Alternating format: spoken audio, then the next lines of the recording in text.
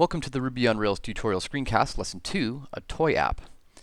In this lesson, we'll develop a toy demo application to show off some of the power of Rails. The purpose is to get a high-level overview of Ruby on Rails programming and web development in general, without getting too bogged down in the details. Even though the app is only a toy, by the end of the lesson we will have deployed a live database-backed web application to a production environment. As in lesson 1, we'll get started by generating a new application. Remember, that's Rails new and then the name of the app, in this case toy app. And I really do recommend using the exact version. You're welcome to use the version that's in the book, but this is the one that I used in the first lesson, so I'm going to stick with it.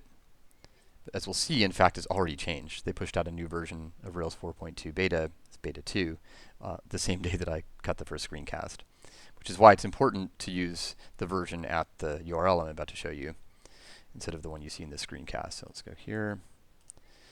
So we want to go to toy app gem file .railstutorial.org, and this will forward to GitHub. And so you should use this version, whatever you see here. Not what you see on the screen, what you see at this URL.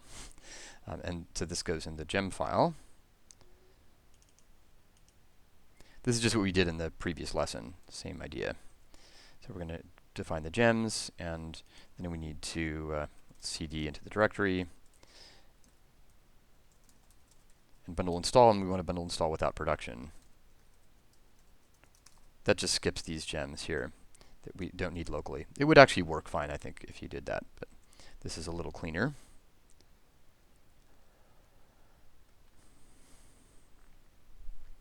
All right, so this is the kind of thing that absolutely will happen. It says, oh, this isn't what I expected. It didn't work. But don't panic. Just read what it says. It says at the bottom, running bundle update will rebuild your snapshot from scratch. So maybe that'll work. This is what happens when you change a Rails version in the gem file. It's different. It's 4.2.0.beta 2, and we generated this with beta 1. Now we're going to follow the same basic steps that we did in the last lesson, just as a way to practice and as a way to get all this overhead done right at the beginning. So what we're going to do is put this application under version control. We're going to push it up to Bitbucket, and we're going to deploy this early version to Heroku. I'll just make a hello world version for now. So we first initialize the repository, add all of the files,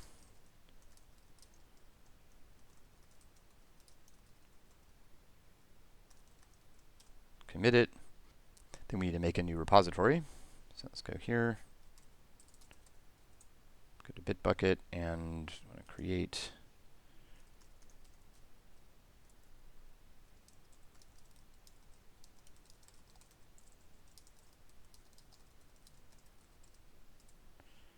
it, and just follow the instructions. I have an existing project. We can skip this first line because we're already in the right directory. Just copy this here, and then push up all of the branches. There's only one, it's just the master branch. And we can skip the tags here in this last line. We don't have any tags. Right, so I've done that push, and now I can probably refresh it and see it. Yep, there it works. Source, app, controllers, application controller, etc. So that's good. And let's go here and let's deploy it. Oh, actually, no, let's make it hello. Let's do the hello world.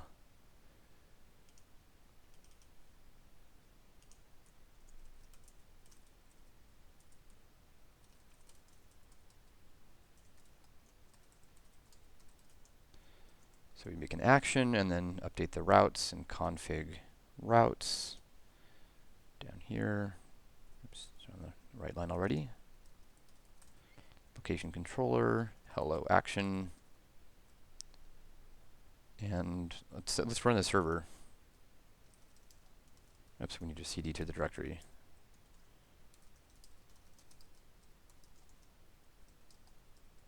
The binding IP and the port will tell Cloud9 the right place to run things.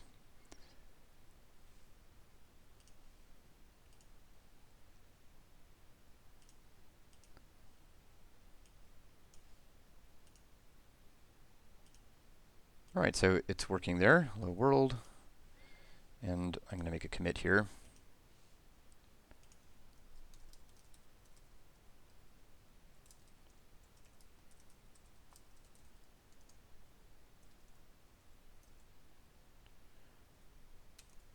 And that's so that oh man, the exclamation point doesn't work.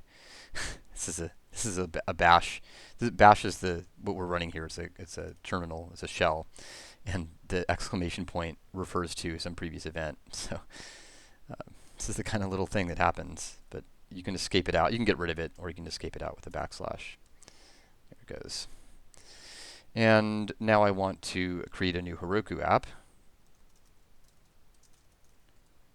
It's a really good idea to deploy early and often.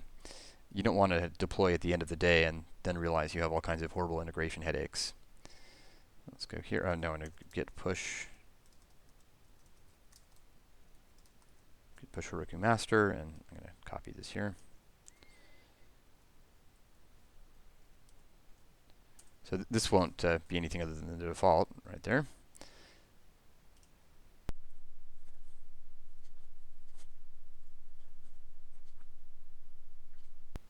Let's take a look at it.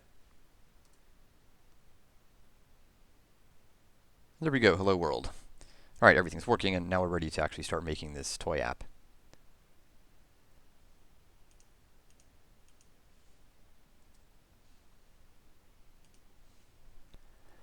The main sample application used in the Rails tutorial, which we'll start developing in the next lesson, is kind of a minimalist clone of Twitter. But in fact, most of the application is very generic. It just involves things like a registration form, login, logout, all of the kinds of things that basically any website is going to need. So we'll start in this lesson with just a preview, like a prototype of that idea. We'll start with this notion of users who will eventually be able to sign up for the website and log in and so forth.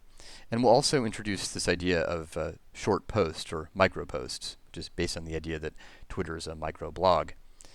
And in this context, it's a good idea to start planning out what our data model is going to look like. So let's take a look at a diagram.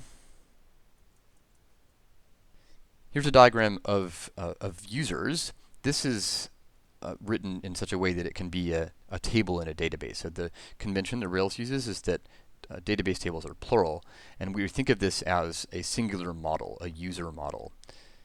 And in this case, it has three different fields. It's got an ID attribute, name, and email. The ID is an integer. The name and email are each strings. So one of our tasks is going to be to translate this little diagram into a code and actually have our application be able to manipulate these users. Meanwhile, these short posts or micro posts will look like this. In this case, there's again a unique ID. This is an integer that identifies the micropost. And then there will be content, which actually could be a string because it's going to be just a small amount of content. That would actually fit inside a string, but we want to think of this as a text field, and in fact, the entry form when you actually look at the web page is for a text field. And this also gives us some flexibility going forward if we decide we want to relax the length restriction. And then there's a user ID field that is an integer. It identifies the user who made the micropost. We're going to get started with this toy application by using Rails generate. So Rails comes with this command line interface, the Rails command, and one of the things it can do is generate all kinds of different things, including the sort of things that you see here, controllers, models, and so on. So it can generate lots of things, and we will be using the generate command throughout this tutorial, but what we're about to do now we will only do in this lesson. We're going to generate what's called a scaffold. What this does is it generates a bunch of code, including a user interface for the object we're about to create. And generally speaking, I don't think it's a good idea for people to be generating scaffolds, but this is sort of an instant gratification way of getting an overview, even though this isn't what we're going to do in real life. So once you've typed out Rails generate scaffold, then you give it the name of the model, the name of the data model, which in this case is user, the singular version of users. And then we can give it the attributes. Now if you look here, there's the ID, name, and email. Now, it turns out that Rails will automatically create this ID field for us. We don't need to do that. But what we can do is at the command line tell Rails that there's a name that's a string and an email address that's also a string. That command generated a file called a migration. It's under db migrate. You can take a look at it. Don't worry about what this actually says. This isn't important at this point. We'll be talking a lot more about this later on. But the idea is that this lets us manipulate the database. We get to change the data model that the database represents. So what I'm going to do here is run the migration from that file. For safety, it's a good idea to type bundle exec. This makes sure to execute the command that I'm about to type using the exact gems specified by the gem file. But in a lot of contexts, including on the Cloud IDE, it's often possible to skip this step. But if it doesn't work, you should definitely try bundle exec.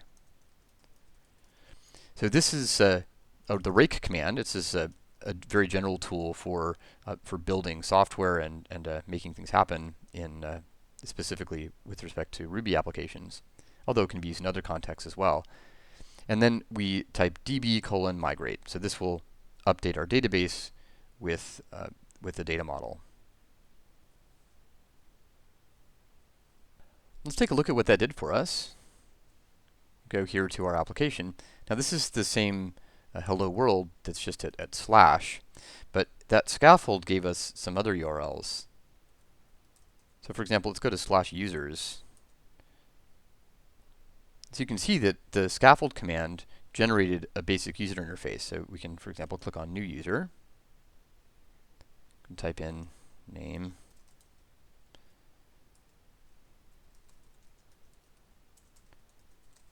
mhartel@example.com, create the user. So that created a new user, and you can see there's a little message, user was successfully created. Go back and see that now our listing of users has the example that I just put in. So this is actually amazing if you think about it. This actually worked. This somehow stored the data that I just entered into the form, and now it's displaying it back onto this page. Let's add another user.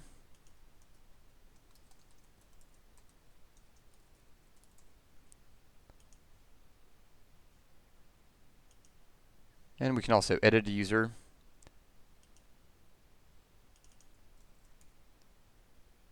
Update a user. Go back to the index, and we can also destroy a user. Now, the way we're interacting with this application is through the URLs. So this is an architecture that's known as REST. We'll be talking a lot more about this later in the tutorial. It stands for Representational State Transfer. And it's a standard way of organizing applications that's very powerful and quite general. Applies to a lot of different cases. So let's just go back through this and see what the URLs look like. Here it's /users. Here it's /user/1. This 1 is the ID. Remember, we saw this here. That's the ID of the user. Edit is /user/1/edit. And the other URLs that happen when you click destroy or when you click create user or update user are happening under the hood in the sense that we don't actually see them exposed, but they're being handled internally by Rails. You might recall from the last lesson that I mentioned the MVC architecture, or Model View Controller, and at this point I want to go over that in a little more detail. Here's a diagram of MVC. Let's just follow the numbers and go through and get a sense of what's happening in this application. So first of all, we would go to /users, that's step 1, and that hits the Rails router. So let's go over here and take a look at that. It's in config routes. And the router routes /users to the index action in the users controller. You might wonder where that is in this file, and the answer is it's happening here. There's a magical line that creates a bunch of different routes for us, and that essentially maps something like /users to the index action in the users controller. So let's take a look at the users controller. It's an app controllers, users controller. Now, I want you not to pay too much attention to the things in this file. It's quite complicated. In fact, there are things in this file that I don't really understand. But here's the index action. And what this is doing is this is creating what's called an instance variable at users, and that's equal to user.all. So let's look back at our diagram. So step 2 is mapping to the index action in the users controller. Step 3 is to talk to the user model. That's what this is doing. Capital user here is the user model. You might be able to guess where that is. It's in app models, user.rb. You can see the file is practically empty. This little character here in Ruby indicates inheritance. So there is a class that defines a bunch of different functionality called active record base, and user automatically has all of that functionality by virtue of inheritance. Again, we'll be talking about this in more depth later in the tutorial if this material is new to you. So step 3 is to make a call to the user model, and then the user model actually talks to the database. That's the part of MVC that's responsible for interacting with the database that actually stores the data that persists it from one request to the next and so on. So step 4. Step 5 is to pass that result back to the controller. So you can see here, that's this. That's where user.all is returning all of the users and putting it in this variable. And that's at users here, lines, and that's number 6. And that then goes to the view, which is index.html.erb. ERB stands for embedded Ruby, by the way. Again, we'll be talking a lot more about this later. So it's an app views, users, and index.html.erb. And what this file does is that it goes through each of the users, and for each of the users, it displays the name, email address, and then some links to show, edit, destroy.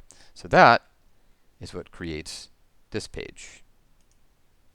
This page is being created by this view here.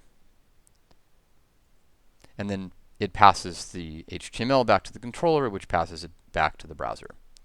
Now, I'm actually not sure. Sometimes it's possible. It depends on the details.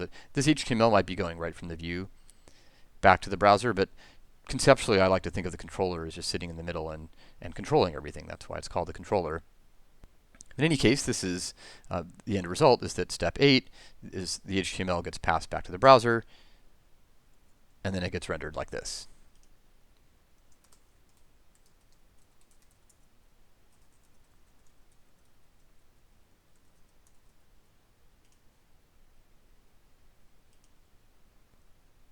It's conventional in web applications for slash, which is just this, to be some sort of index page.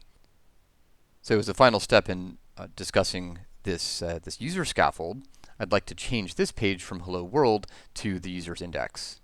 See if you can figure out how to do this. Of course, I'm about to show you, but this is a good practice. So here are the routes. Well, first of all, let's get rid of this hello action that we don't need anymore.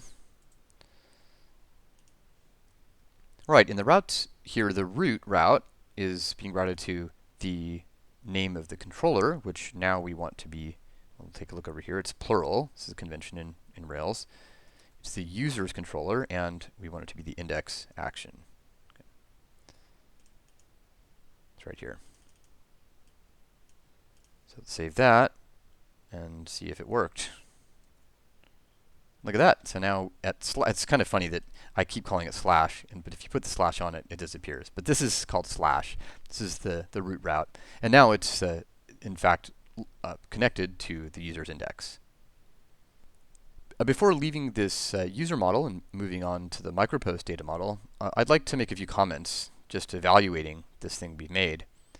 I should mention in this context that when you talk about not just a data model, but also this set of URLs, that this kind of object in Rails is called a resource. So this is the user's resource. It's a set of URLs and the database backend. If you think about it, this is really amazing what we're doing here. We're actually interacting with our application through these URLs and persisting data, the names of the users, email, and so on. And somewhere in the system, there's a database, which we'll actually be taking a look at later in this tutorial. But for now, I'd like to mention some of the weaknesses of this resource. One of the problems we have is that there are no data validations. So for example, I can just create a new user with a blank name and email address. That's not the kind of thing that you would ordinarily allow on an application that has users signing up. There's no sense of authentication, for example. There's no way to have protected pages. In other words, there's no way to have someone be able to log in. Users can't log into this site. It's just everything is exposed to everyone. There are no tests of anything. There are no automated tests of our application. And that's actually not quite true. There are tests generated by the Rails generate command.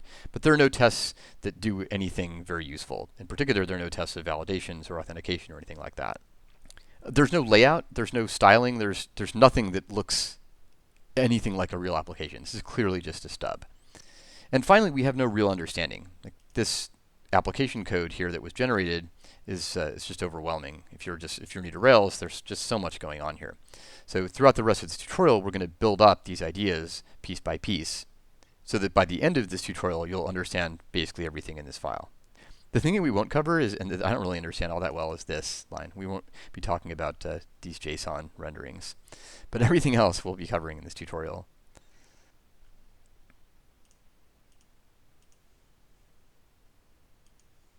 We'll create microposts using the same basic command, Rails generate scaffold. In this case, it's going to be a micropost resource. For some reason, scaffolds use the singular. I'm not sure why. When you generate controllers, it's the plural, models are the singular. Eventually, these will become second nature to you.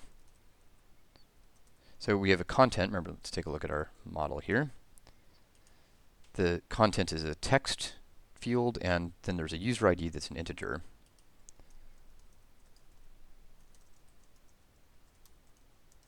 There's actually a second way to do this association between microposts and users, which we'll talk about later in the tutorial. That'll be lesson 11.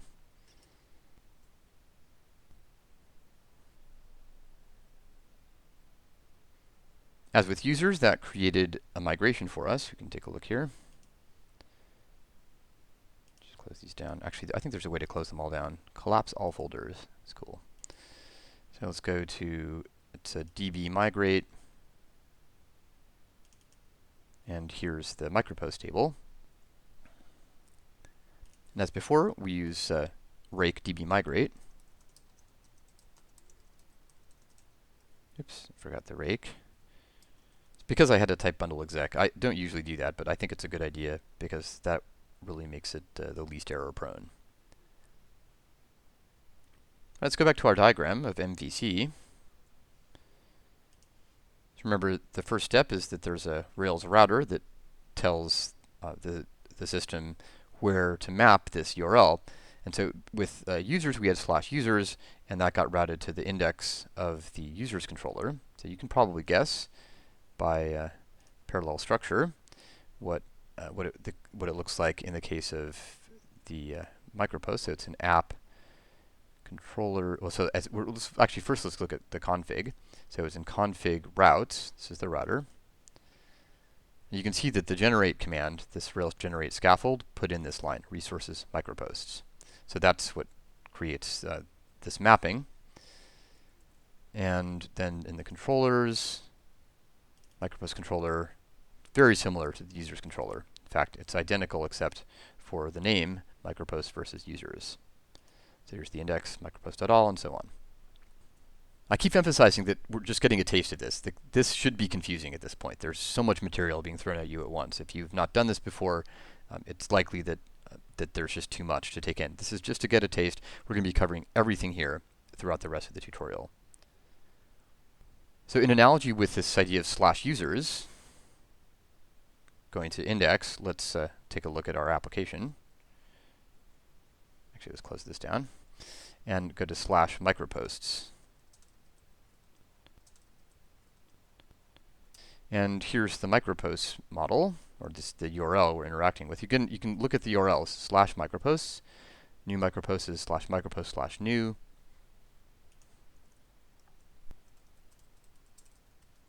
Make first micropost, and we can put in a user and say that's user 1. Create the micropost. Go back to the index page. Yep, why isn't that working? Ah, that took longer than I expected. And we have the same set of URLs. We can edit it, maybe tone it down a little bit here.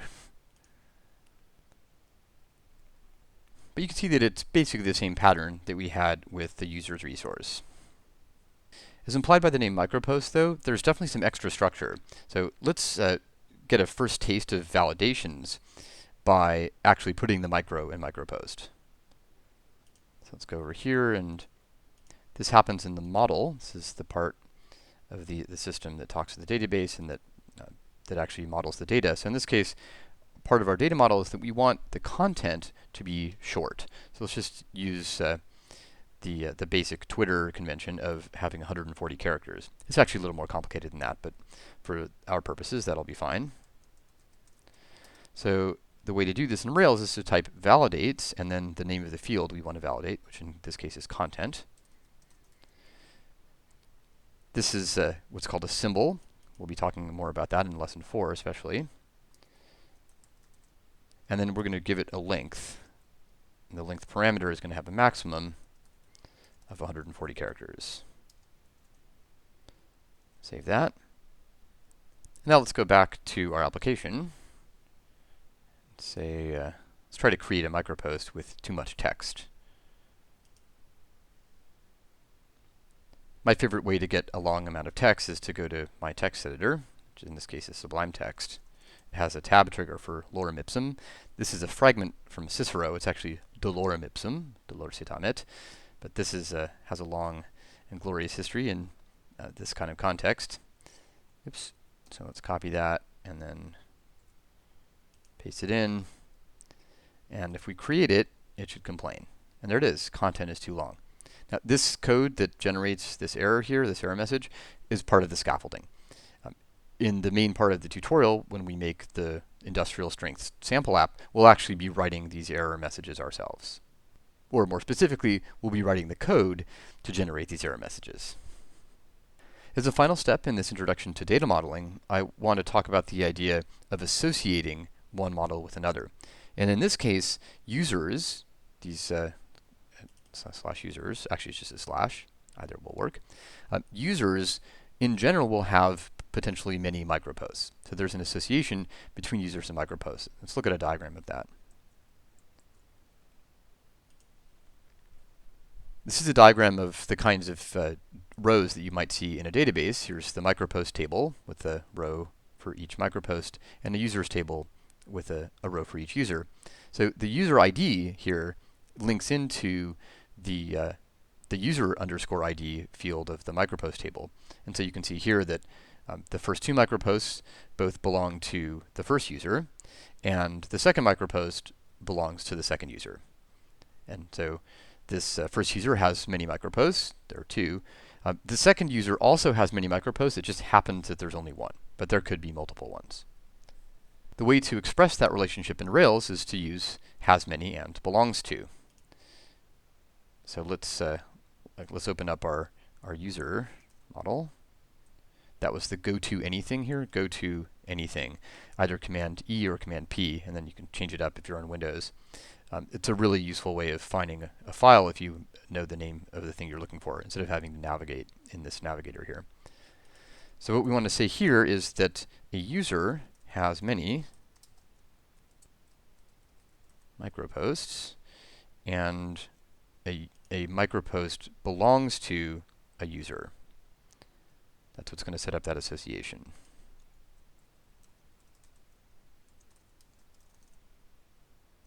Now later on we'll be actually expressing that relationship through a web interface, but I don't want to build that right now. It's a little bit too complicated this early in the tutorial. So I want to show you how this works using a really powerful tool called the Rails console. Let's take a look at that.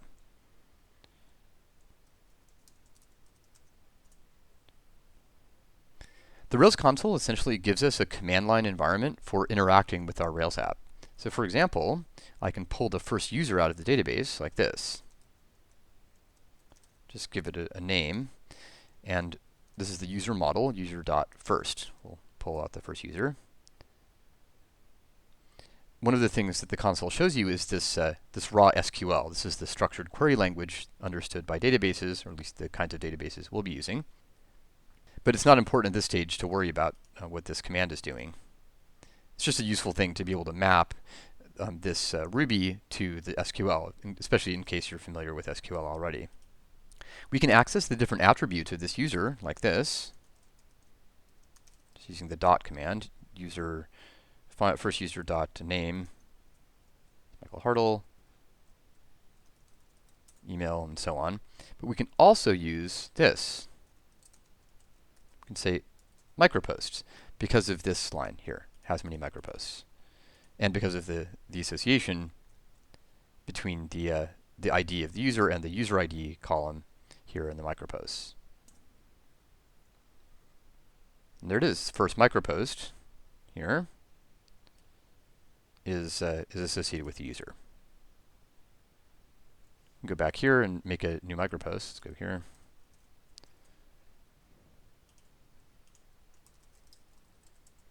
Also associated with user 1. And go over here and just run it again. And so this is actually a subtlety. You can see that it didn't show up, and that's because this user here is the one that is just in memory in our application or in this console. So what we could do is we could redo this. We could do first user equals user.first. That will work. But there's a fancier way to do it, which is to reload it. You can do this. You can actually chain these methods together, which means just having one after the other. Could reload the user, and there's the second post. Just to recapitulate, start from scratch, pull the user out of the database, and there it is.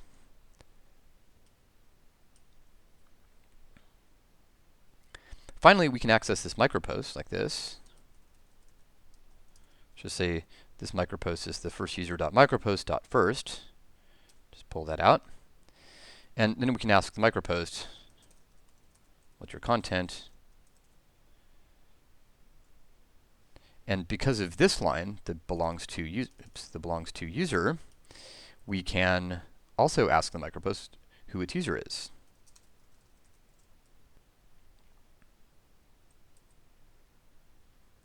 And there we go. So that's how associations work at a very high level. And of course, this will get discussed in a lot more depth later on in the tutorial. It's Control D to get out of the console. You can also type exit.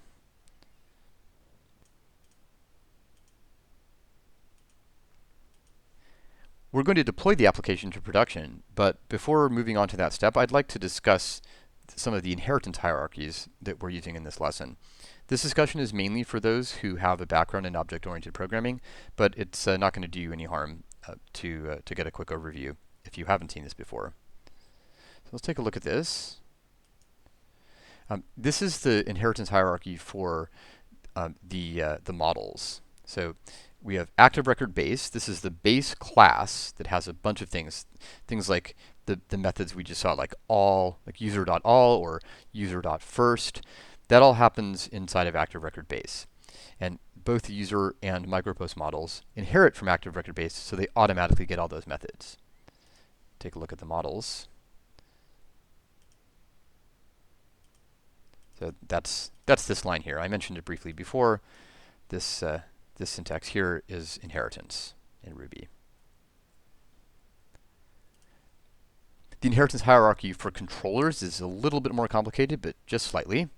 There's an action controller base, an analogy with active record base. And then there's another controller that sits between the controllers we generated, called application controller. That's this.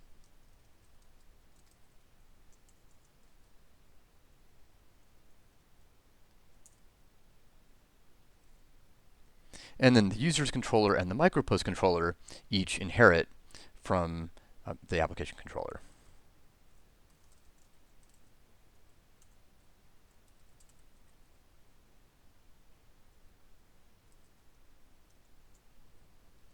See here, same syntax.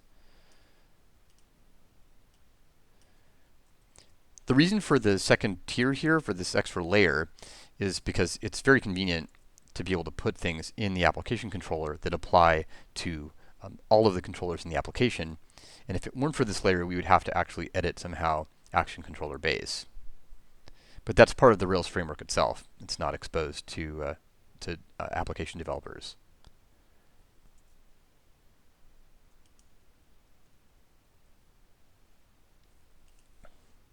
All right, we're now ready to deploy the application to production. We already deployed the Hello World version, but now I actually want to show that we can have this database-backed web application working in a production environment. See where we are, get status. It's a bunch of files. Just gonna do this here. Let's add them all. See the status now. Now they're all added.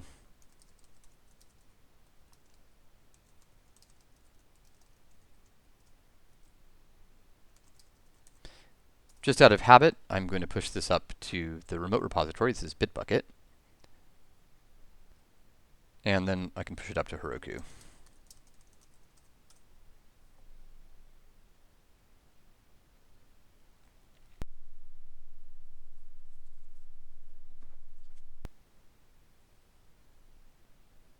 All right, let's take a look at it.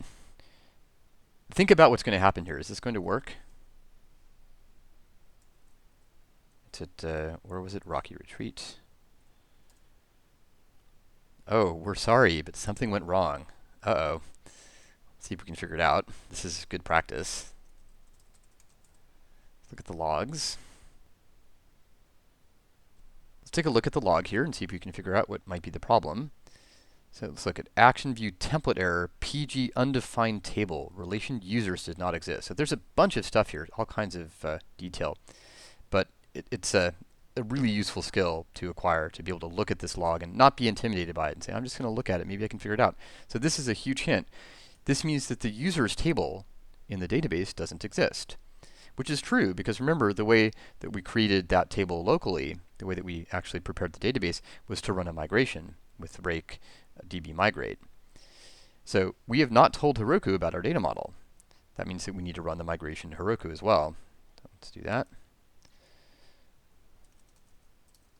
The way to do that is with the Heroku command, this is the command line interface, then the word run, so Heroku run, and then the thing we want to do, which in this case is rake db migrate.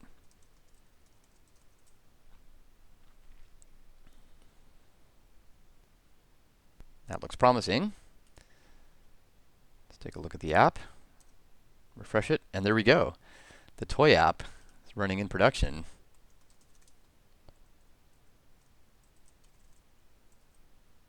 Create user.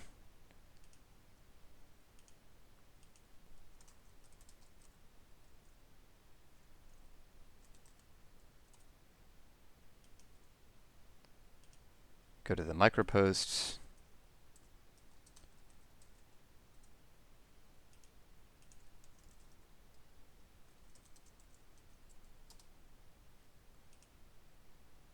Create a new micropost and give it too much content.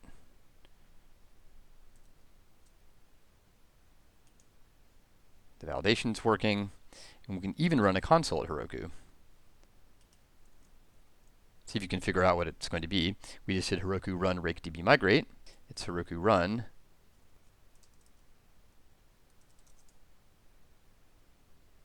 It wasn't quite a perfect analogy. It's not Heroku run Rails console. It's Heroku run console. And now we can do this.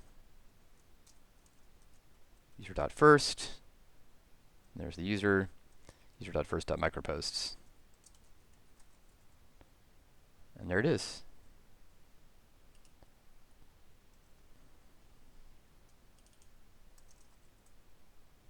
So this application has a lot of strengths. This is a real database-backed web application running in a production environment. This has given us a really nice high-level overview of Rails, an introduction to MVC, a first taste of the REST architecture. We've done a little bit of data modeling, and it's really quite remarkable that we've been able to go from zero in the last lesson to having a database-backed web app in production at the end of lesson 2.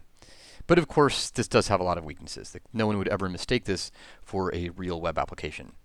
So fixing up those weaknesses is the main task of the rest of the tutorial. So let's get to it.